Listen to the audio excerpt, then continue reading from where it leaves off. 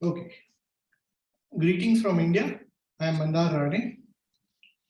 I shall be presenting my concerns about icon design. I thank everyone who has been a part of organizing this conference. It's a short presentation. I'll keep it to the point so my other speakers will get more time. So in this presentation, we'll discuss about the priority seating icon and the ambiguity around it. Anyways, let me show you the icon. This is an ISO tested priority seating icon for pregnant women. However, the icon permits an interpretation of a person seated with an overcoat, maybe hiding something under it. I want to address two questions. How did this icon pass the comprehension test? ISO has testing methods. So there is a comprehension test. Once the designer designs it, it goes through a comprehension test. And why the creator did not realize the apparent ambiguity before sending it for testing. To begin with, let's ask, does the icon work? So yes, it works. When tested for comprehension, it has exceeded the criteria of acceptability, which is above 66%. It is allowed for use in public spaces by ISO on their website. Therefore, my argument of it being ambiguous fails. They have mentioned it should not be used in isolation because it is a part of group of icons. Now, which are those group of icons? This is the group of icons for priority seating under ISO 7001. The icon works because it was tested as a group of symbols. Once you see it in a group, decision-making becomes easier rather than in isolation. Let's look at one more example. This is an icon for priority facilities for pregnant women. This research was done in Japan because they wanted a set of priority facilities for a complete signboard for elderly, which will be for priority facilities. It has an ambiguous posture and a weird bump. Is this icon front-facing or a profile view? If you process the icon in its profile view, the likeliness of it being pregnant increases. The confirmation of the profile view is only affirmed when you see it in a group. This group of icons were tested for comprehension in 3 countries and the scores were positive.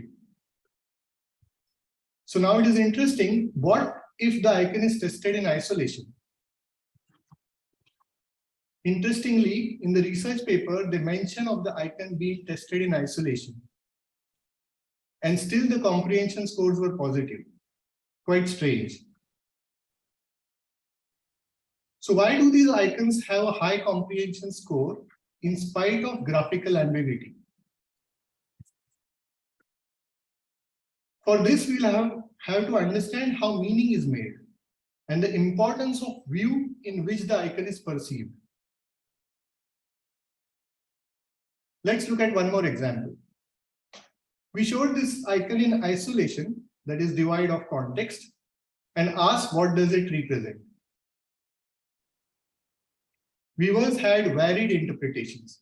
When they see it in front view, viewers perceived neck pillow, do not disturb tag. When perceived in top view, a soup spoon. However, when the context was revealed, as in, if you see this icon on a boat, then viewers could guess it is a life jacket. Well, this icon is ISO safety symbol E044 for a life jacket. Function is to indicate location of a life jacket. So how meaning is made? Viewer looks for visual cues while making meaning. And meaning is made in parts. If the viewer is not able to identify the visual cues in the icon, context helps in decipher the meaning. So icon works like a sticker, which gets pasted in the context. So if you create a poor icon, context will help survive the icon because meaning is made together, not in isolation. Therefore, in testing comprehension, context is the savior. It can compensate for the poor graphic quality of the icon.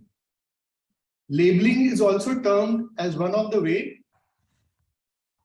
to compensate for the poor graphic quality of the icon. So how come this icon scored well in isolation? For the same reason, because audience was shown a group of icons prior to this, as well as the context in which the icons will be placed. So naturally, this icon was going to fare well.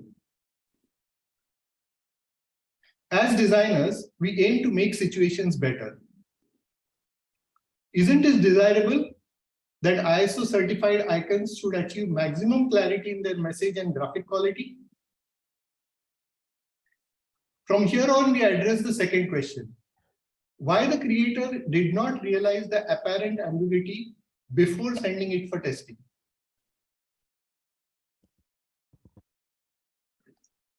All design creation occurs on a continuum and is governed by comparison. While creating, designer A does not know where his icon lies on the creation continuum. Only when designer B manifests a better version, designer A discovers the shortcomings of his icon. Till then, his continuum is limited by his ability to explore. But then you may argue, how does designer B know where his icon lies on the continuum?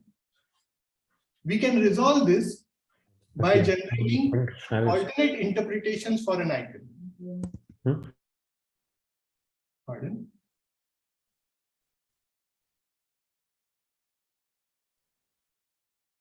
So if there is a possibility to generate alternate interpretations for the icon, then consider your icon as ambiguous.